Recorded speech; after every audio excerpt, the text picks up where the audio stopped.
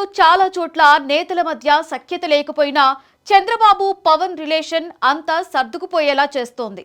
కానీ కొన్ని చోట్ల మాత్రం నాయకుల మధ్య కీచులాటలు ఆగడం లేదు. ముఖ్యంగా ఆధిపత్య పోరు కోసం తహతహలాడిపోతున్నారు. తమదే పై చేయి కావాలని, తాము చెప్పినట్లే నడవాలని ఎవరికి వారు అనుకుంటున్నారు. దీంతో కోల్డ్ వార్ కొనసాగుతూనే ఉంది. కొన్ని నియోజకవర్గాలలో మాత్రం ఆ డోస్ ఎక్కువై బాహాటంగానే ఒకరిపై ఒకరు విమర్శలు చేసుకునే పరిస్థితి. ఆ నియోజకవర్గంలో అయితే టీడీపీలోనే 2 వర్గాలు తయారయ్యాయట.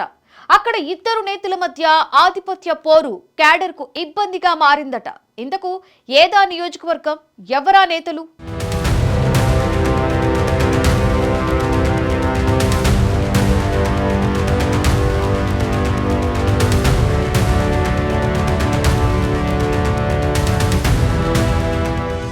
శృంగవరపుకోట నియోజకవర్గం టీడీపీకి కంచుకోట లాంటిది. అక్కడ బలమైన కేడర్, బలమైన సామాజిక వర్గ నేతలు, కార్యకర్తల బలం టీడీపీకి ఉంది. ఇక్కడే అసలు ట్విస్ట్. శృంగవరపుకోట టీడీపీలో ఇద్దరు బలమైన నేతలు రెండుగా చీలిపోయారట. వారితో పాటే కార్యకర్తలు కూడా విడిపోయారట. ఒకటి కోళ్లవర్గం, రెండోది గొంప కృష్ణవర్గం. 2024 సార్వత్రిక ఎన్నికల ముందు విదేశాల నుండి వచ్చి టీడీపీలో చేరిన యువ నాయకుడు గొంప కృష్ణ. శృంగవరపు కోట అసెంబ్లీ టికెట్టు కోసం తీవ్ర ప్రయత్నం చేసినా ఆయనకు ఛాన్స్ రాలేదు. చివరికి అధిష్టానం సీనియారిటీకే మొగ్గు చూపి మాజీ ఎమ్మెల్యే కోళ్ల లలిత కుమారికే టికెట్ కేటాయించిన పరిస్థితి. అధిష్టానం బుజ్జగించి పార్టీ అధికారంలోకి వస్తే సముచిత స్థానం ఇస్తామని చెప్పడంతో గొంపకృష్ణ తలొగ్గి పార్టీ గెలుపు కోసం పనిచేయడం జరిగింది.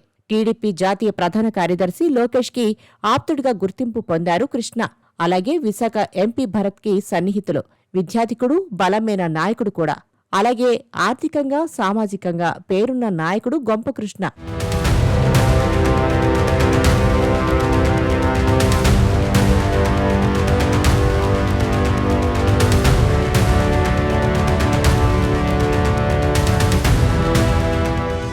ఇక్కడ ఎమ్మెల్యేకి గొంపకృష్ణ వర్గం వారు బయటికి కలిసి పనిచేస్తున్న విధంగా కనపడడం, లోపల మాత్రం ఎమ్మెల్యేకి వ్యతిరేకంగా పావులు కదపడంతో అధిష్టానానికి తలనొప్పిగా మారిందట. గొంపకృష్ణకి డీసీఎంఎస్ చైర్మన్ పదవి కట్టబెట్టడంతో ఇద్దరి మధ్య సయోధ్య కుదిరిందిలే అని అంతా భావించారు. కానీ జిందాల్ భూ వ్యవహారం తెరమీదకు తీసుకుని వచ్చింది గొంపకృష్ణ వర్గం. ఇక్కడతో ఆగకుండా భూ నిర్వాసితులతో కలిసి ధర్నా చేయించి ఇక్కడ జిందాల్ పరిశ్రమ రావాలని, పరిశ్రమ వస్తే ఈ ప్రాంతం అభివృద్ధి చెందుతుందని రెచ్చగొట్టే విధంగా ప్రవర్తించారట. దీంతో ఎమ్మెల్యేకి కంటి మీద కునుకు లేకుండా చేస్తున్నారట. అలా టీడీపీలో రెండుగా చీలిపోయి బయటికి మాత్రం కలిసి పనిచేస్తున్నట్టు కవరింగ్ ఇస్తున్నారట. ఎమ్మెల్యేకి తలనొప్పిగా తయారైందట గొంప కృష్ణవర్గం.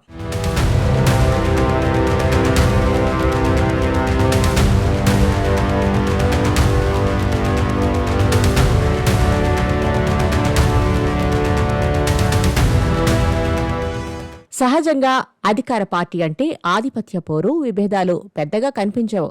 ఒకవేళ ఉన్నా అవి బయటకు రావు.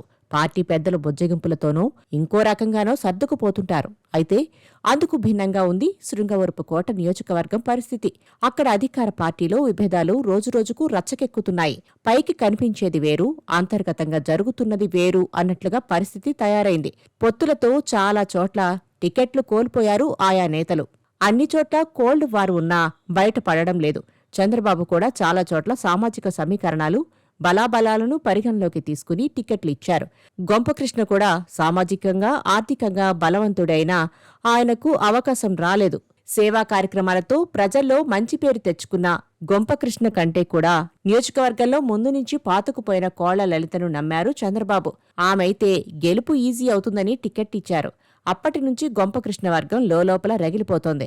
ఎన్నికల్లో లలిత గెలుపునకు కృషి చేసినా తనకు టిక్కెట్ దక్కలేదన్న అసంతృప్తి ఇప్పటికీ ఉందట.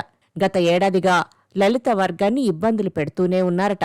పైకి మాత్రం తాము ఎమ్మెల్యేకి వ్యతిరేకం కాదని కలరింగ్ ఇస్తున్నారంటూ నియోజకవర్గంలో టాక్ వినిపిస్తోంది.